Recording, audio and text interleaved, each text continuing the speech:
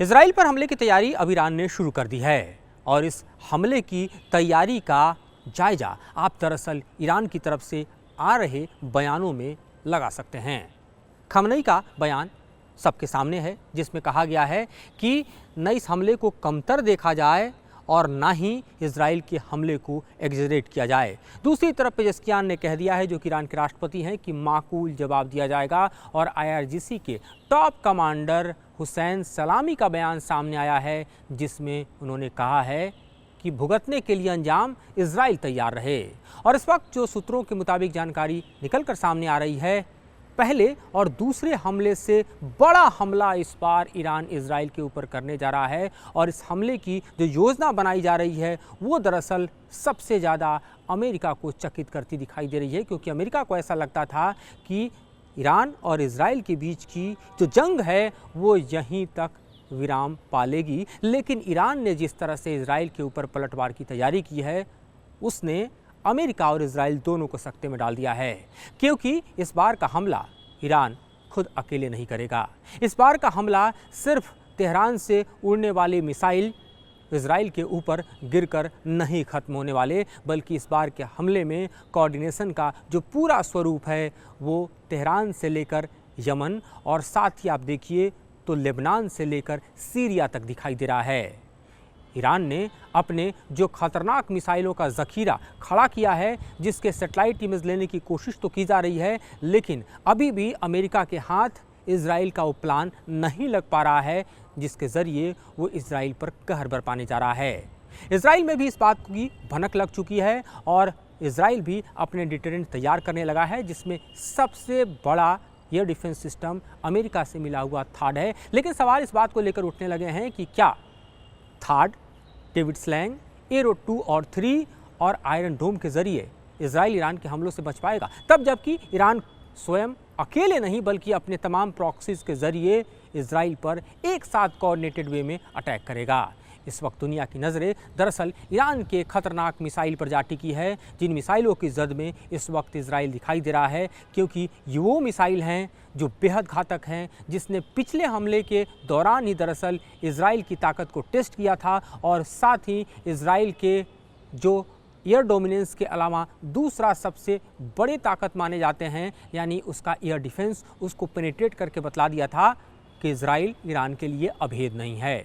और इस बात की तैयारियों में अगर हम देखें तो आपके मन में सवाल आ रहा होगा कि F-35 जैसे ताकतवर विमान एयर डोमिनेंस के तौर पर अगर इजराइल की ताकत है, जिस पर ईरान हम देखें तो इस बार हमले की जद में था, तो ईरान की ताकत वो क्या है जिससे इजराइल डरता है। हमने देखा कि किस तरह से इजराइल ने अपने हमले के दौरान ईरान के ख़ास तौर पे न्यूक्लियर प्रोग्राम को तो नहीं छुआ, ना ही ऑयल डिपो को, बल्कि उसके मिसाइल बनाने वाले जो सेंटर्स हैं उनको हिट करने की कोशिश की, जहां पर बनते हैं ईरान के लॉन्ग रेंज मिसाइल।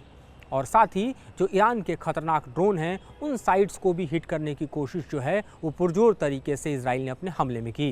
लेकिन अब हम जरा आपको बतलाते हैं ईरान के उन वेपन्स के बारे में जिसकी ताकत दुनिया लोहा मानती है, जिसकी ताकत दरअसल 2 बार अपने हमले के दौरान ईरान ने इजराइल के ऊपर दिखाई है। सबसे पहले हम शुरू करते हैं ईरान के शॉर्ट रेंज जो बैलिस्टिक मिसाइल हैं, जिनकी ताकत इस वक्त ईरान के साथ साथ हम देखें तो हिजबुल्लाह के पास है, हुती के पास है, कुर्द फोर्सेस के पास है।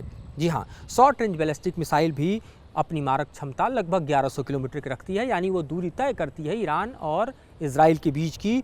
और फतेह 110 की अगर हम बात करें तो उसमें सबसे ऊपर यही आता है। ये एक ठोस ईंधन आधारित मिसाइल है और इसकी मारक क्षमता लगभग 300 किलोमीटर है। और इस वक्त फतेह की बात करें तो फतेह का सबसे ज़्यादा इस्तेमाल कोई और नहीं बल्कि हिजबुल्लाह कर रहा है, जिसकी जद में इजराइल है।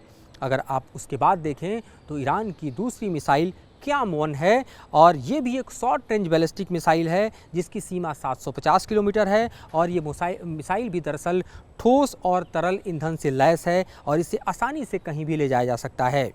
मीडियम रेंज की बैलिस्टिक मिसाइल की अगर हम बात करें तो ईरान के प्रमुख मिसाइल कार्यक्रमों में से यह एक है और ये मिसाइल भी दरअसल 1000 से 3000 किलोमीटर तक के रेंज में अटैक कर सकती है। अगर बात हम शहाब 3 की करें तो ईरान की सबसे ताकतवर मीडियम रेंज मिसाइल मानी जाती है। इसकी ताकत इसी से अंदाज़ा लगा सकते हैं कि लगभग 2000 किलोमीटर के रेंज में ये अद्भुत तरीके से निशाना लगाती है, यानी इजराइल के साथ साथ यूरोपीय देशों को भी ये अपने जद में ले सकती है। उसके बाद नंबर आता है सेजिल 2 का। यह भी ठोस ईंधन आधारित मिसाइल है जिसकी मारक क्षमता 2000 से 3000 किलोमीटर है और ये बेहद सटीक निशाना लगाने के लिए जानी जाती है। भारी वजन ले जाने के लिए ये विकसित मिसाइल है। ईरान के मिसाइल अगर कार्यक्रमों पे आप नज़र डालें तो क्रूज और बैलिस्टिक मिसाइल आपको साथ साथ दिखाई देते हैं। उसी में एक और मिसाइल का नाम सामने आता है हवीजेह। यह एक लंबी दूरी की क्रूज मिसाइल है जिसकी मारक क्षमता लगभग 1350 किलोमीटर बताई जाती है। इसे ईरान ने विशेष तौर पे ज़मीन से हवा में वार करने के लिए विकसित किया है। इसके बाद आप ईरान के मिसाइलों की श्रृंखला में देखें तो सोमर आता है। यह भी एक क्रूज मिसाइल है। इसकी क्षमता लगभग 700 किलोमीटर है और ये बेहद सटीक लक्ष्य भेदने के लिए जाना जाता है। इसके बाद हम चर्चा कर सकते हैं खलीज फारस की। ये एक एंटी शिप बैलिस्टिक मिसाइल है जो समुद्र में चलने वाले बड़े जहाज़ों पर हमले के लिए विकसित की गई है। इसकी मारक क्षमता 300 किलोमीटर है और इसका ट्रांसफ़र आप देखिए तो सीधे तौर पर आपको ईरान से दरअसल हूती को दिखाई देता है, जिसके ज़रिए वो रेड सी में कहर बरपा रहा है। फिर आप ईरान के नूर मिसाइल को भी देख सकते हैं। ये ईरान की एक दूसरी एंटी शिप मिसाइल है जिसे मुख्य रूप से समुद्री सुरक्षा और हमलों के लिए विकसित किया गया है। इसकी सीमा लगभग 200 किलोमीटर है और ये भी ईरान के प्रॉक्सीज के हाथों में है, जिसके ज़रिए आप देखिए तो हूती युद्धपोत और जलयानों पर निशान लगा रहा है और इसका भी प्रयोग किया जा रहा है। ईरान फिलहाल anti intermediate range ballistic missile की अगर बात करें तो उसे भी विकसित कर चुका है और लगभग 3000 से 5500 किलोमीटर रेंज की मिसाइलें भी दरअसल ऑलरेडी विकसित है, ऑलरेडी डेवलप है। और इसके ज़रिए आप समझ सकते हैं कि किस तरह से ईरान की ताकत दरअसल मिसाइल की क्षमता में इतनी ज़्यादा है कि उसकी जद में आप अगर देखें तो एक तरफ इजराइल आता है, दूसरी तरफ आप देखें तो यूरोपीय देश आते हैं। और इस तरह से ईरान की ये ताकत दरअसल इजराइल के लिए किसी डर के पर्याय से कम नहीं दिखाई देती। और यही वजह है कि अगर आप इजराइल के पास ये डोमिनेंस देखते हैं तो ईरान के पास मिसाइल डोमिनेंस दिखाई देता है। और इजराइल दरअसल अब इस बात की तैयारी कर रहा है कि ईरान हमला करे तो कैसे बचा जाए। इस वक्त की स्थिति में देखिए तो आपको मेडिटेरियन और रेड सी की तरफ अमेरिकी प्रेजेंस साफ तौर पर दिखाई देता है, जो अपने F-22 रैप्टर के दरअसल ताकत के साथ साथ बेहतरीन हम कह सकते हैं कि दुनिया के जो वॉरशिप हैं और इसके अलावा आप देखिए एयरक्राफ्ट कैरियर है उसको लेकर मौजूद है। लगभग अलग अलग बेसिस पर 40,000 की सेना भी अमेरिका की दिखाई दे रही है जो कि इजराइल के मदद के लिए तैयार खड़ी है। लेकिन सवाल इस बात को लेकर उठ रहा है कि ईरान ने इससे पहले जो 2 हमले किए उस हमले में हमने देखा था कि किस तरह से ईरान ने अपने मिसाइल और ड्रोन ताकत से इजराइल को परिचय कराया था। लेकिन इस बार अगर ईरान अपने प्रॉक्सीज के साथ कोऑर्डिनेटेड वे में हमला करता है, जिसमें हम देखें तो हमास उतना सक्रिय नहीं लेकिन हिजबुल्लाह और हूती की ताकत और साथ ही ईरान के हमलों की जद में अगर इजराइल आता है तो क्या थाड, डेविड स्लैंग, एरो 2 और 3 और साथ ही आप देखिए तो आयरन डोम इजराइल की सुरक्षा कर पाएगा? ये एक बड़ा सवाल है जो कि इजराइल के सामने इस वक्त खड़ा दिखाई दे रहा है।